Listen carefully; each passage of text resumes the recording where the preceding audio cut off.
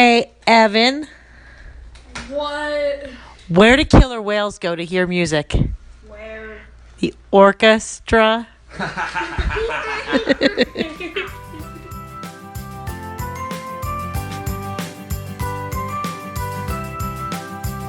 Hello, everyone, and welcome to another episode of Engage, a family gaming podcast. My name is Steven Dutzman, and I am your host, as always. It's E3 week, and so this time, it's time to talk about Square Enix. I am joined today by John Roble, the fair and just commissioner. Hello. And John Tomlinson, the man behind the curtain. How's it going? And James Pisano, the video guy. Hey guys. And now we're going to talk about Square Enix. Last time we had a bummer of a podcast because we were talking about Ubisoft. An E3 press conference that literally put me to sleep. Which, that says some things. But Square Enix was way more exciting. Lots of good stuff. So let's just dive right into it. We don't have time. What are we going to talk about first? We can talk about Final Fantasy VII Remake first, or we can talk about Avengers first. Let's switch it up. Let's go Avengers first. Fine, let's talk about Marvel's Avengers. So, this game is by Crystal Dynamics, being published by Square Enix. Crystal Dynamics is a company that did the recent Tomb Raider reboot. And so they're making a multiplayer action game, third-player action game where you play as Avengers, starting with the first five, which would be Captain America, Iron Man, Thor, Black Widow, and the Hulk. And then eventually expanding to include probably everyone because, as I said, to all sorts of folks, not to you necessarily, John, but I don't know why I'm pointing at you.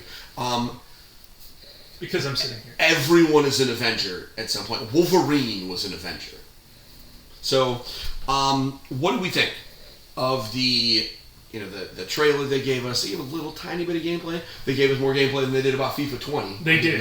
Lots more. So, John or James, one of you guys, jump in. Tell me your thoughts. So initially, I was a little bummed by the sort of what I'll call the off-brand Avengers, but when I heard them talking, I heard them acting, and saw the job they were doing, I think we have to give them a chance because the story is new. This is new canon in Marvel's universe. The game style, single player or multiplayer, that got me from the get-go. No pay to win, no loot boxes. It sounds like they know what we want. So I can forgive them not paying boku bucks for actor likenesses and giving us a great Avengers game. Could be great. I'm still in James' first thought where it's just I love Troy Baker. I love Nolan North. Like they're two of my favorite guys. As John said yesterday, I love Uncharted 4, and it's the two the same guys that play the brothers are playing the two main characters, the Hulk and Iron Man. So, like, having those two together, and it's just like, I love them, but it's off-putting because we also just spent the last 15 years with the MCU Avengers, and even if they just got one, I'd be a little bit happier, but, like... Well, I mean, if I can counterpoint you, like we spent 15 years with the MCU, but all five of these guys are at least Silver Age superheroes. Yeah. So like the rest of the world has had Captain America since the early 60s, late 50s. Yep. So I love Chris Evans too. I stand that guy. I'm so happy. Robert Downey Jr. is literally Iron Man to me. But we have to move on eventually. Mm-hmm. And I think this is a good opportunity to do so. My only critique is I feel like they would have been better served making them more different. And this is something that James said to me while we were randomly talking about it earlier on today, but I think it makes sense. I wish they had gone a little bit more different. For example, let's use Thor, right? Thor has had a number of designs, but they could have used Thunderstrike. I mean, there's another Thor character that's not actually Thor, but like they could have used his design. He looks different. He, it's not just a different interpretation. Because these guys feel like alternate reality versions of the same characters, as opposed to just a different design. Or do something real crazy, like why don't you give Thor a mohawk? Like why don't you make Thor look like a literal Viking? Like totally throw the designs out the door. Yeah. Like Black Widow just looks like Scarlett Johansson's stunt double. Yeah, exactly. And that's my major problem with it. Like seeing it that close rather than seeing it totally different. That's what kind of off puts me. I get it. What you got, John? So, in honor of the Frozen 2 trailer that just dropped today, just let it go. No! By the way, that song's not in Frozen 2.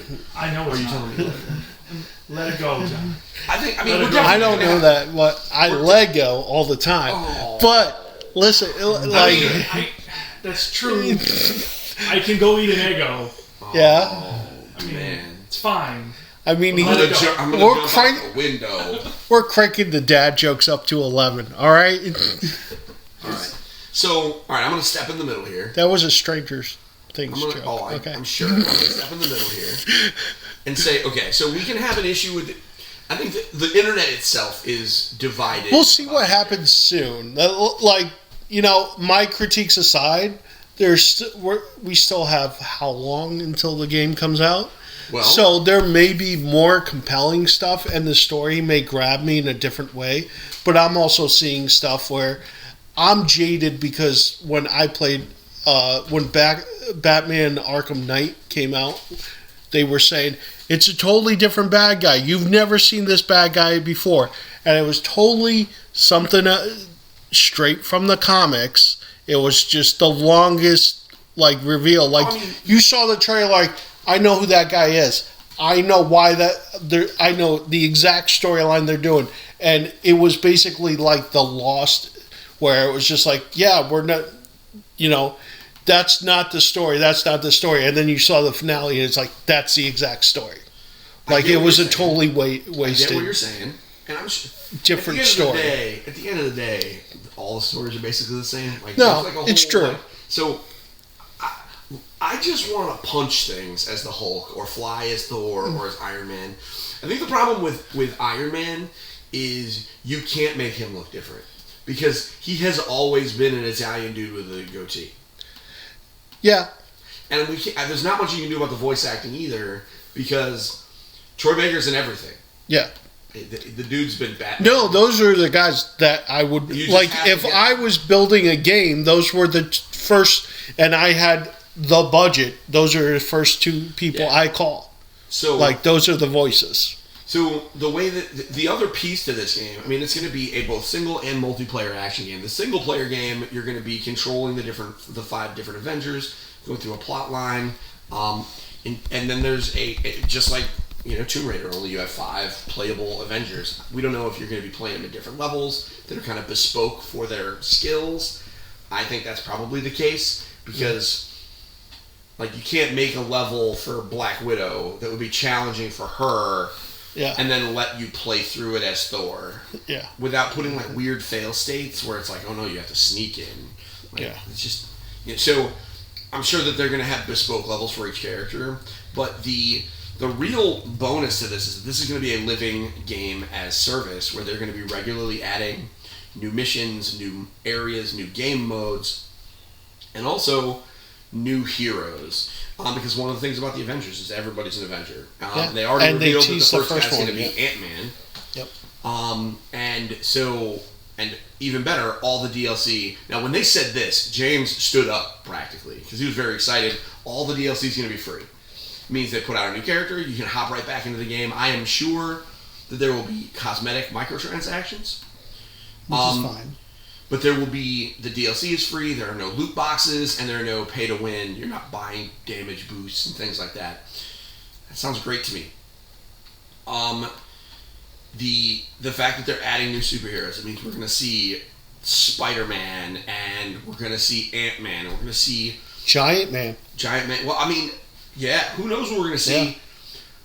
I would think, just because they do have a bit of an imbalance between the male and the female characters, I'm guessing that after Ant-Man, the next couple are all going to be ladies, like Captain Marvel. Well, then you have, after the Ant-Man, you just bring in the Wasp. And then you could... Maybe they're both in this... Then you have Valkyrie. We don't know how they're Valkyrie, going to Gamora, the Guardians of the Galaxy. I'm all not that. saying Yeah. there are not a billion female characters Oh, they can get. I just feel like they have to pick them. But what's crazy is we don't know if they're going to come in groups. You know, they might add like 2 or 3 at a time. We don't know. But the fact that they're free means this is one of those games that every time they drop a new hero, it's like the game's going to get crowded again. I can't wait for that. Yeah. So next, Marvel Avengers. I think, are we all generally in favor, or at least someone? None of us are anti. We're all at the very least neutral. I'm looking forward to May 15th. Yeah, May 15th, I'm buying the crap out of this game and I'm going to play it. Well, since I have a PS4, I may be able to get in the beta early. Yep. Oh, me too. You can be Captain America and I'll be All right, sounds good. done. So, you know who's surprisingly a little cold on it? Is Evan. Evan is pretty cold on it. For some of the same reasons that you guys are. The difference is, he's 13, so these characters had been the MCU characters for him since before he was born. Whereas we are old, so we've dealt with a number of iterations. So, okay. Next. Let's talk about some of the other just smaller things. They announced a bunch of Final Fantasy games. The biggest one, Final Fantasy VIII, is getting a remaster. That caught me off guard. I was like, where'd they find that code? That caught everyone off guard because we thought that the source code was lost. Yeah, which actually happens a lot in Japan.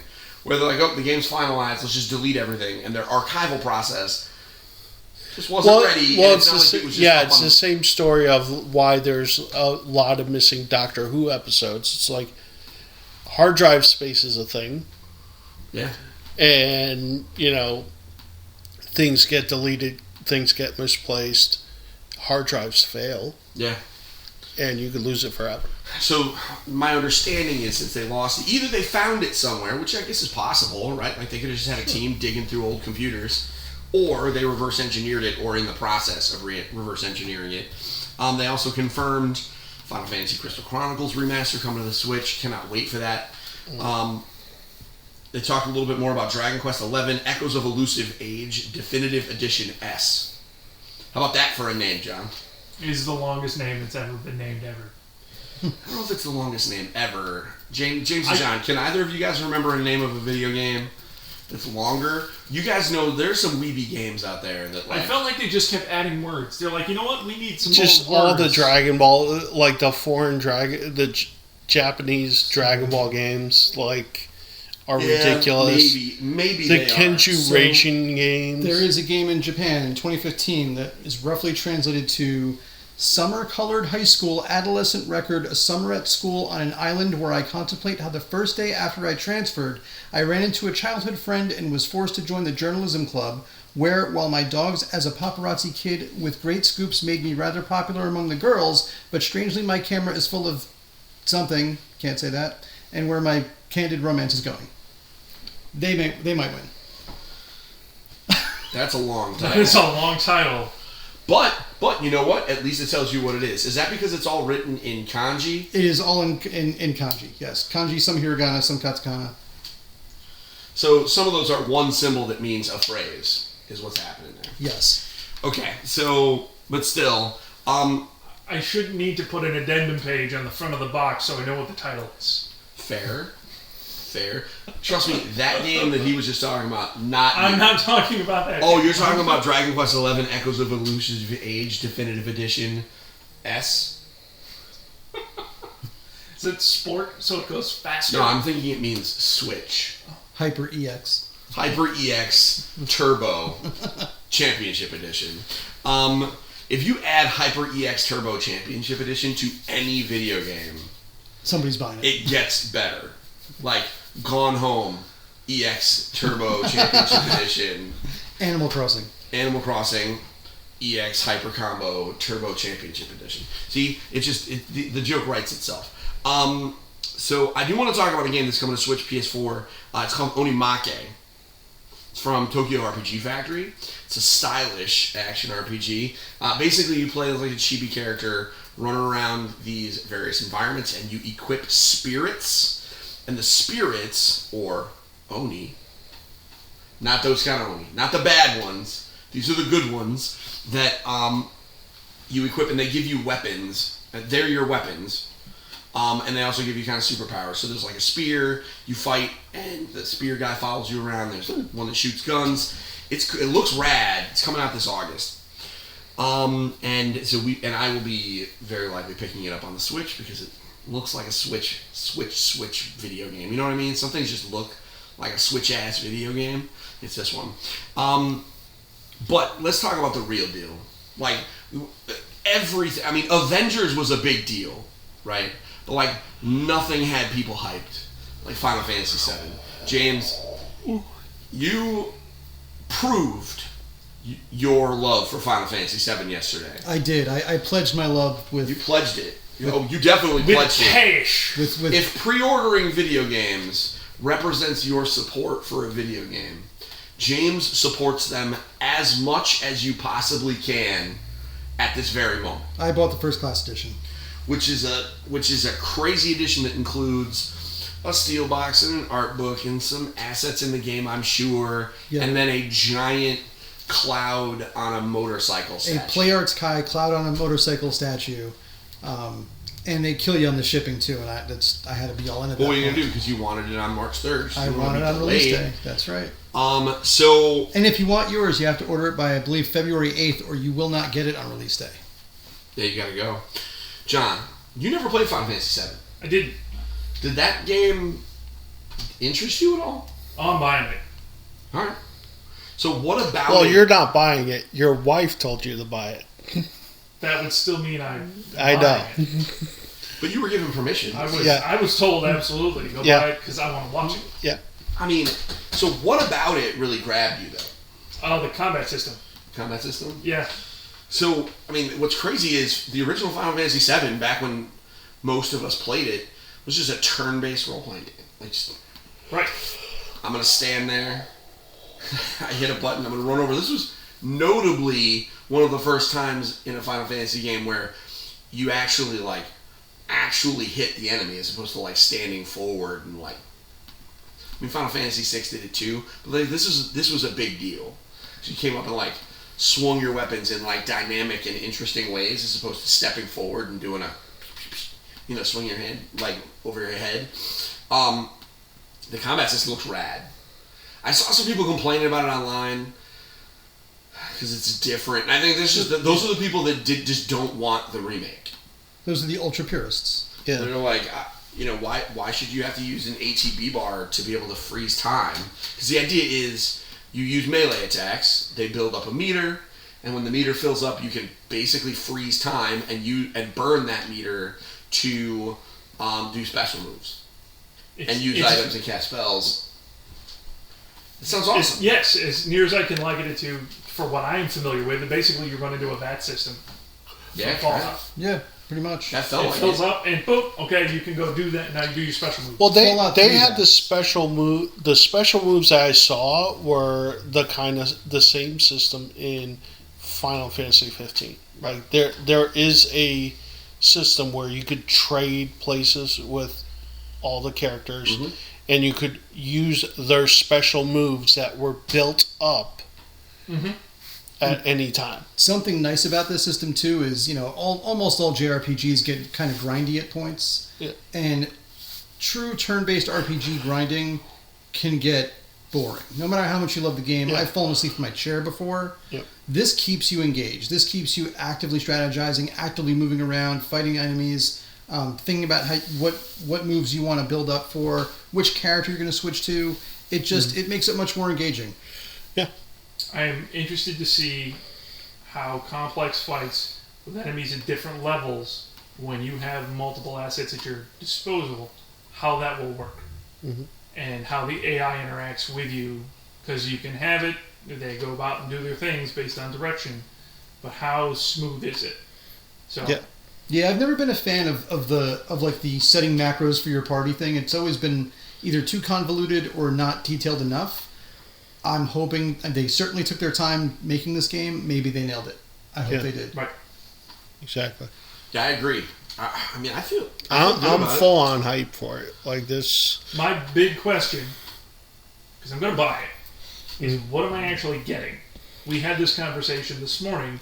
Well, I Once don't think the internet knows yet. That's the That's thing. the Once all problem. this is digested, we listen to what they said, and are really not clear what's being shipped in that first iteration. Here's the good news. Well, it's not only that; it's how many times am I paying? Correct. It's not sounds that like- what's shipping, because what ships doesn't matter, because we live in a different age of games now. I they could- understand. Updates. So, the good news is this.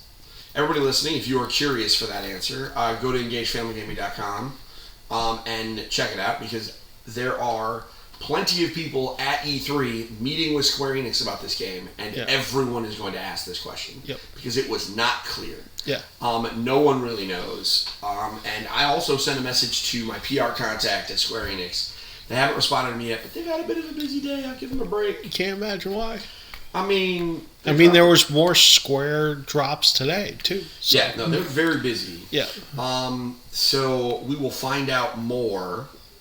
And No. I Upcoming actually days. have some updates. The first installment will feature 2 Blu-ray discs worth of content, but it will only contain the Midgard portion of events. That seems to be a pretty definitive answer that part 1 will be 2 Blu-ray discs, which is bananas. What is happening? I That's crazy. Because okay, so let's assume that that's the case, because that sounds pretty definitive. So let's assume that Midgard is like 6 hours of Final Fantasy VII. Like it's originally. the original game, so it's fast, right? Man, they're adding a lot of stuff. If they're getting, because The Witcher wasn't 2 Blu-rays. No, it was not. The Witcher wasn't 2 Blu-rays. What are they doing? Do they not know Go- how to? Should they talk going to to- Nintendo and learn how to Going into compress the city, files? that's what's going on. Yeah, I mean, we may be dealing with a more alive city and not just, pre-rendered backgrounds in the PS1 days. Maybe now Yeah. I can go to Tifa's apartment. You Yeah. know? Maybe there's a whole background where he trains with the crew beforehand. Because Who knows? the opening of the game is them thrown into a mission. That's insane. Can I speculate wildly for a minute? You may have 1 minute to speculate Yep. wildly. What if they Fuck integrate Crisis Core into this game? And we get more context for Cloud Story. Yeah. A lot of They're Crisis adding Core more stuff. A lot of Crisis Core was in Midgar, right? If I Yeah. remember correctly. I mean, that makes sense, I guess. That's crazy. I'm down. The first game is 2 Blu-rays. I think this is one of the first games to use 2 Blu-rays. Square Enix did a good job. They did. They did a great job. So, everybody, thank you very much for listening to our Square Enix special of the Engaged, a family gaming podcast. I hope you guys have a great day. We will be back next time talking a little bit of Nintendo. Who am I kidding? We're probably talking a lot about Nintendo. We'll see you guys soon. Until then, don't forget. To get your family game on. Bye now. Bye. But Later.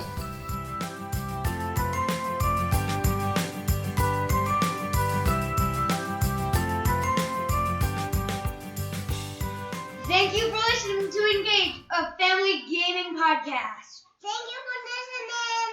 Thank you for listening. Tune in next week.